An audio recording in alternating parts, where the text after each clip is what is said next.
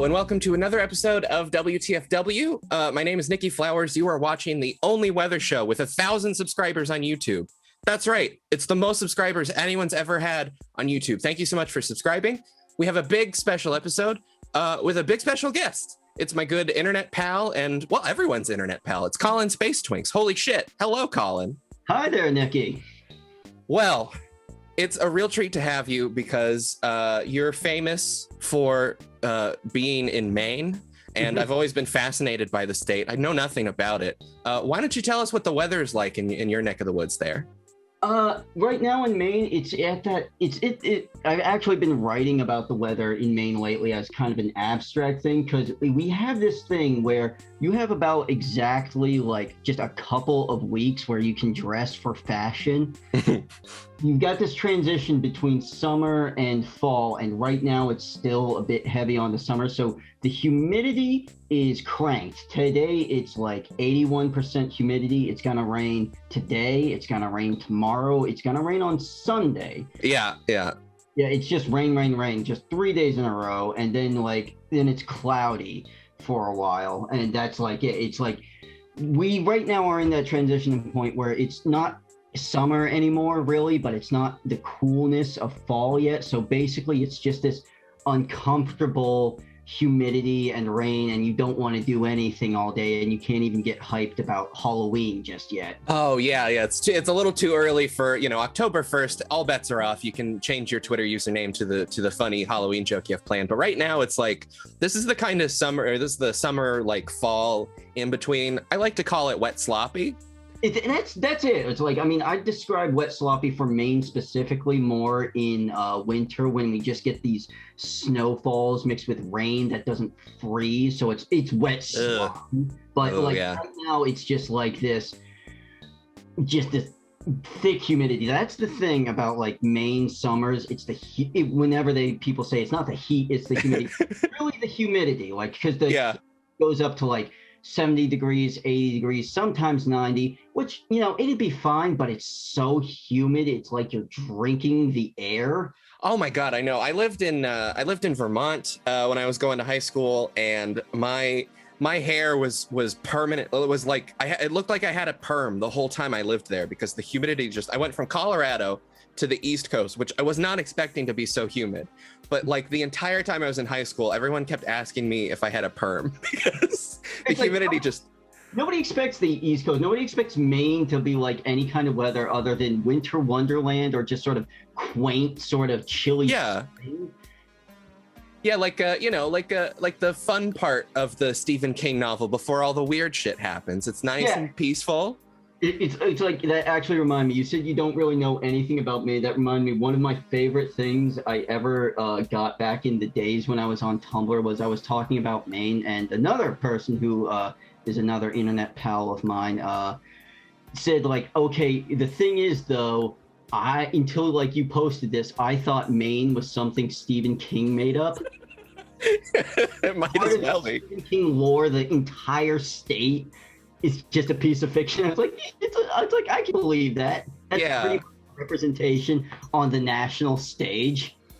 I think that's like the main thing that like everyone kind of knows about it. It's like it's so far up there, who's checking all the there's so many states, and when you got one that's like that's like Canada, right? That's what people would always say about Vermont for some reason. People don't know what Vermont is too, which I find funny.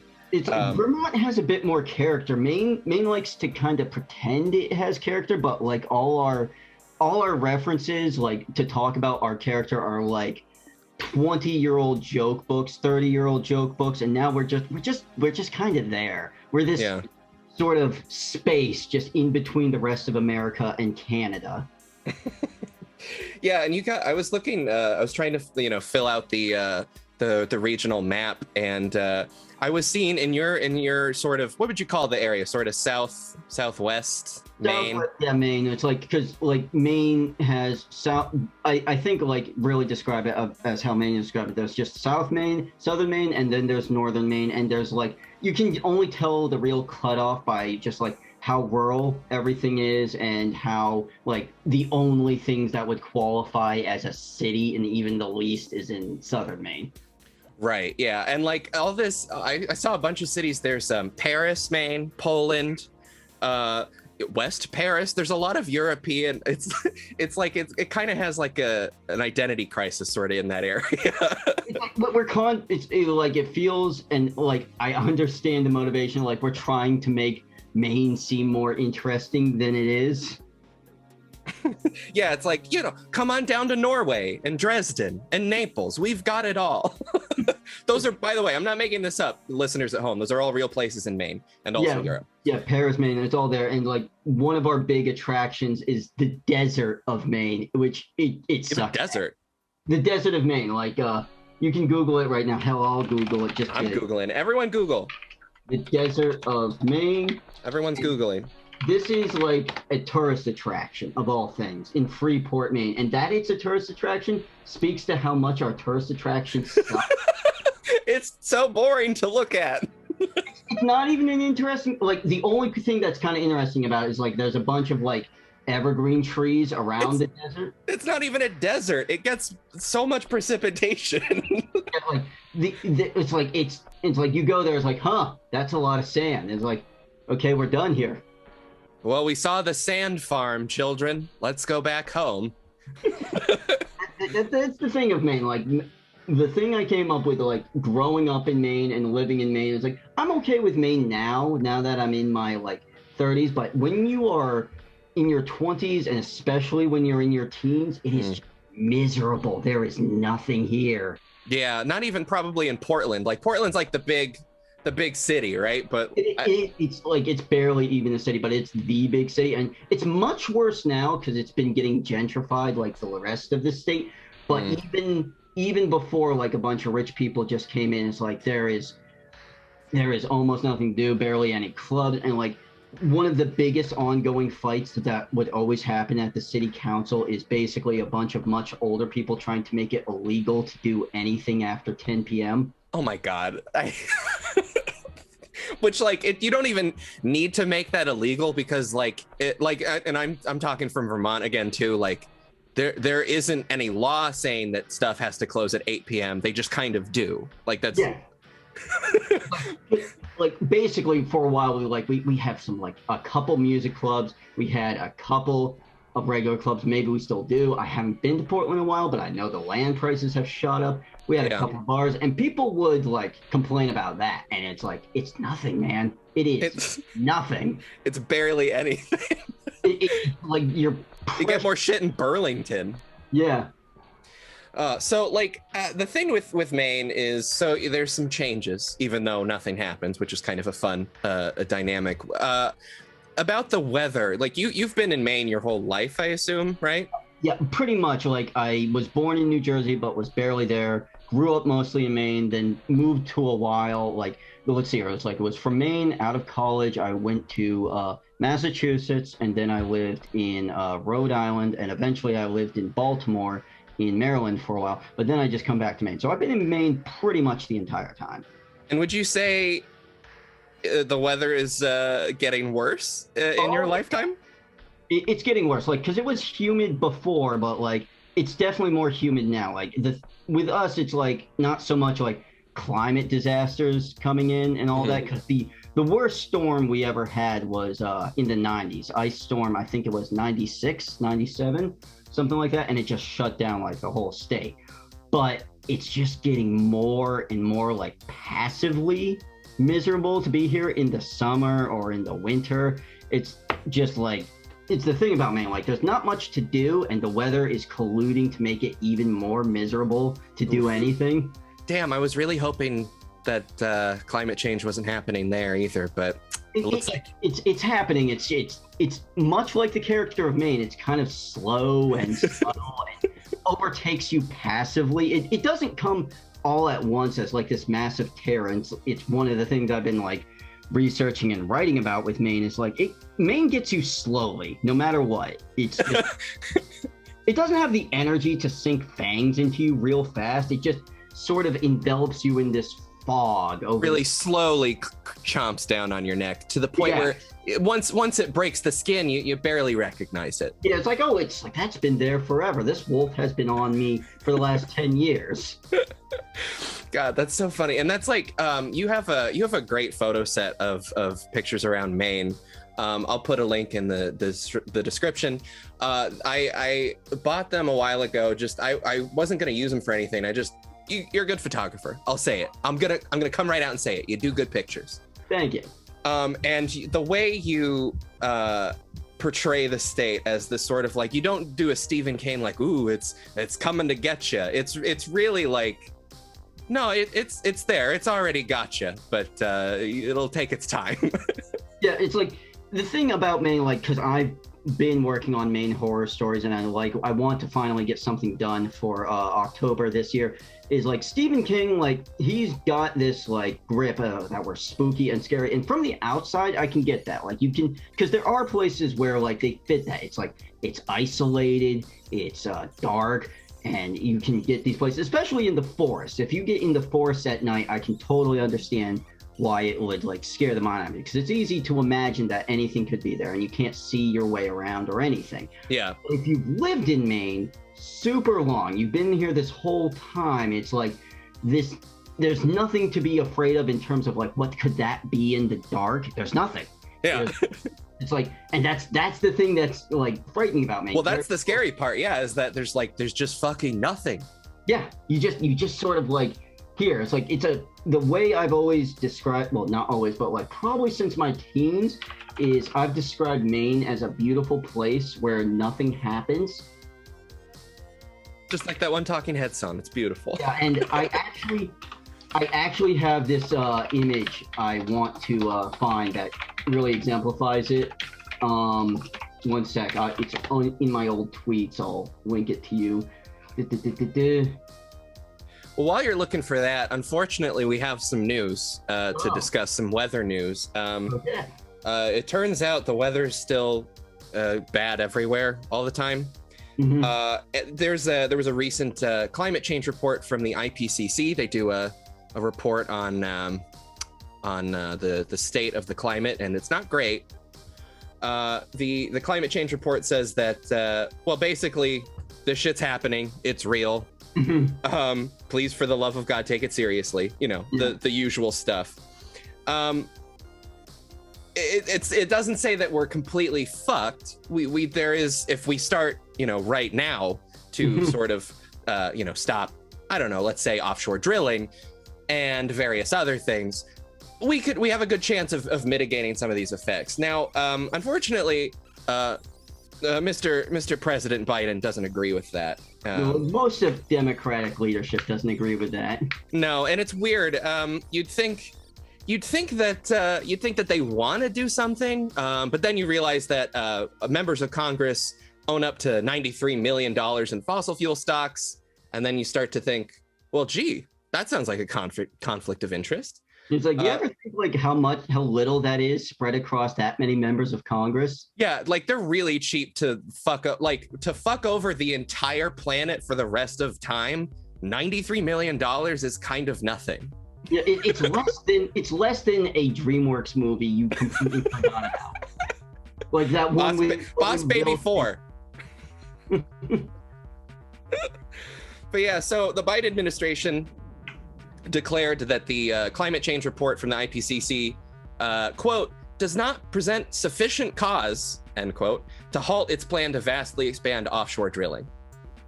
That's not true. You just want to ignore it. Like, I hate that shit of just like, oh yeah, we read the report. We're not that concerned about it. I think they're just, we'll just keep drilling.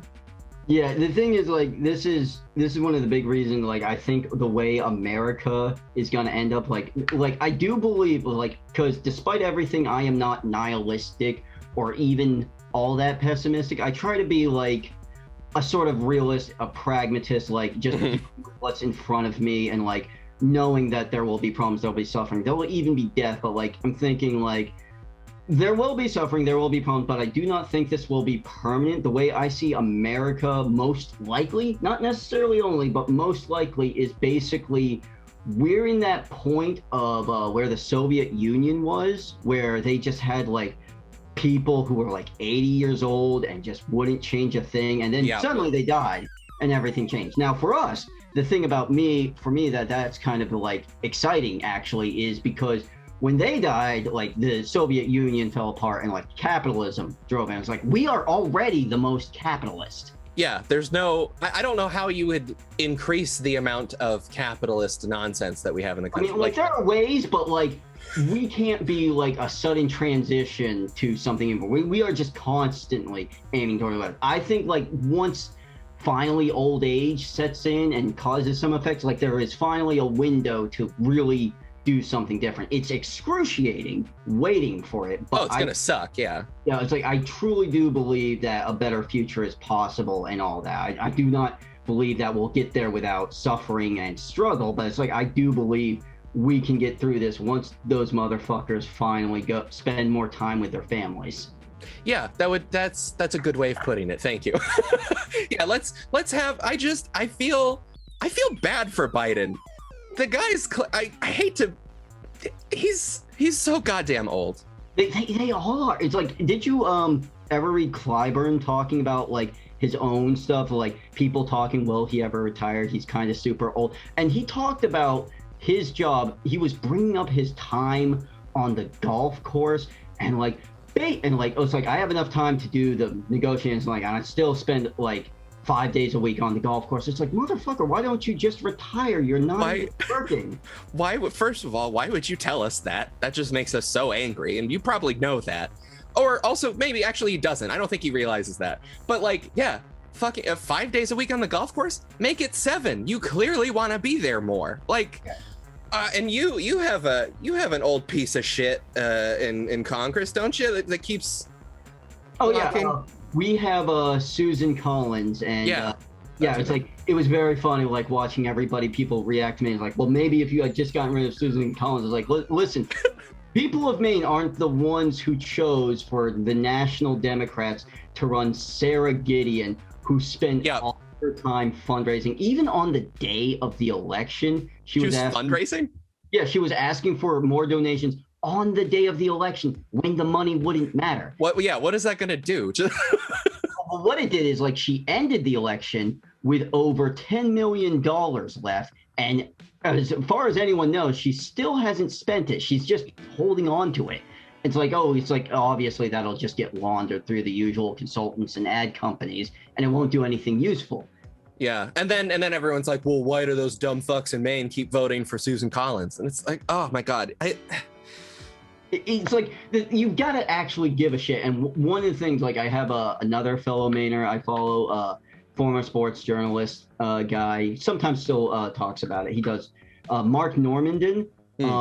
And one of the things he brought up that was very obvious, like, because Maine is a very locally focused place. We get very petty about like, are you from here or are you from away? I have heard that from away. I've heard that phrase before because I don't know. I was reading some Twitter thread of like I say Maine doesn't have like the kind of culture, but from away is very much a Maine thing. Yeah. And so you have Sarah Gideon, and it's like she's not new here. She's actually been here since 2004, but she's kept her head down. She hasn't been visible. And so she runs for this Senate seat, and one of the big mistakes she does that Mark pointed out is she wore Patagonia winter clothes. And, okay. And that's important because Maine is where fucking LL Bean is. Oh no, she upset the LL Bean lobby. It's not just the LL Bean lobby. It's the fact that, like, again, Maine can be very petty about our local stuff. It's like you're running for Maine and you're not gonna wear the local. You're too good for LL Bean. Exactly. Get this Patagonia shit out of here. That's from away clothes. Yeah, it's just these stupid, like, obvious things. So if you had a consultant who actually knows this state, you wouldn't do this dumb shit. But and it is dumb shit. But it's a petty thing, but it's an obvious thing. It's like, just don't step on this rake for specifically Maine, and they step on the rake. Yeah, see, I came into here saying that I don't know anything about Maine, but it turns out I do know something about Maine. It's like pay attention to what they like and want and find important. That's just, I don't know why the Democrats keep not doing that in states where they're just, either they just don't even go to the states they're supposed to be campaigning in, or they come to the state and it's like clearly they don't know anything about the people there. And, you know, in this case, I feel like a lot of these races are just like cynical fundraising. Yeah, like the way I tend to view it is like it's not just corruption; it's corruption and ego and laziness. The people say like, and I understand why they come to conclusions like they don't want to win. The way I view it more generously, let's say, is they wouldn't mind if they win, but it's not their priority. Yeah, they'd be like, okay, cool, a win. That's okay. Damn, now I have to do stuff. Oh wait, no, I don't. I'm a Democrat. But yeah, it's like, they with Maine, it's just like there were ways to beat Susan Collins, but they would just do the dumb shit. Anyway, I found the tweet. You're gonna love this. I'm gonna send it to your Twitter DM, so check there. And I'll throw it up on the screen in editing. You love to see post-production, folks. Yeah, but like this, when I talk about Maine as a beautiful place where nothing happens, this is a newspaper I took a photo of, and I get rid of the photo. This was front page news. Oh my God, what a scandal! City truck crew caught mixing trash, recycling, and like a paparazzi, 3 photos. Yes, like TMZ. Top fold of the newspaper, the city truck crew caught mixing trash and recycling of the biggest newspaper in the state. That was front page top fold news. Nothing ever happens, and it's beautiful. Really something. Well, thank you so much for teaching us about Maine. I feel like, I mean, that's weather, local politics, right? Yeah. People like local politics, right? They're invested in local. Yeah, yeah. Well, I'm gonna end the episode on a more serious note. I know we've been talking about ineffectual democratic leadership. We've been talking about climate change and how it's coming for all of us, but I think we need to get a little bit serious. Colin. Yeah. Apple's weather app refuses to tell me if it's 69 degrees or not. Is that real?